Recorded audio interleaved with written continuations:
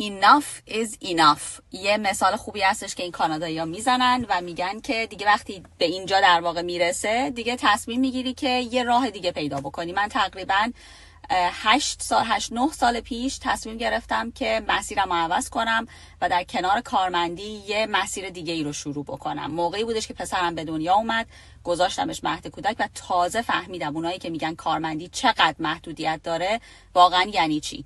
بعد از 4-5 بار مریض شدن که به من گفتن یه پلن دوم پیدا کن، خانواده‌ام اینجا نبودن که من بتونم این بچه رو جای دیگه بذارم و فشارهای روحی که به من و به این بچه آورد. بچه 2 ساله بودش که من بعد از ساعت 7-7:30 صبح میذاشتمش سر کار تا ساعت 5 بعد از ظهر و تمام این کارا رو انجام دادم برای اینکه کارم رو از دست ندم. یعنی در واقع خانواده‌ام و تمام مسائل روحی رو تحمل کردم برای اینکه کارم رو از دست ندم و این ادامه پیدا کرد تا 5-6 سال دیگه. من این وسط‌ها دنبال چیزای مختلف گشتم، آمازون رو امتحان کردم، ایتسی رو امتحان کردم، چند تا از این بیزنس‌های کوچیک رو امتحان کردم، حتی شوهرم رستوران زد، یه مدت رستوران داشتیم، کلی پول از دست دادیم، کلی هم زمان از دست دادیم و اونجا بودش که به این نتیجه رسیدم که باید واقعا دنبال یه چیزی باشم که من بتونم کنار کارم مثلا تا 2-3 ساعت در روز انجامش بدم و بتونم به یه نتیجه برسونم که کم کم از توی کارم اگه دوست داشته باشم در بیام.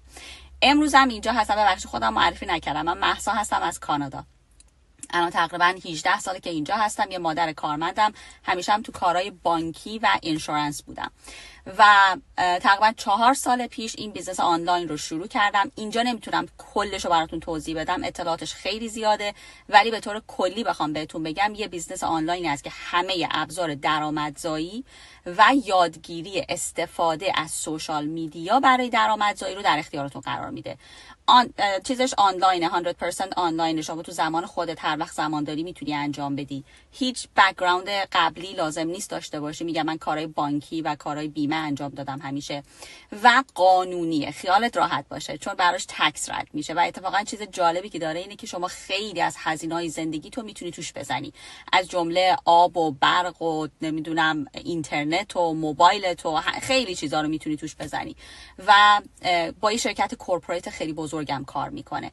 اگر دوست داشتی که یعنی تو هم رسیدی به اون جایی که دیگه enough is enough، با من در تماس باش. میتونی روی دکمه learn more بزنی یا روی دکمه واتساپ اگه جایی میبینی بزنی، به من دایرکت بده، با هم صحبت میکنیم. تو اینستاگرام آیدیم هست mahsa3905 و توی فیسبوک و لینکدین هم هستم به اسم مهسا قاسمی.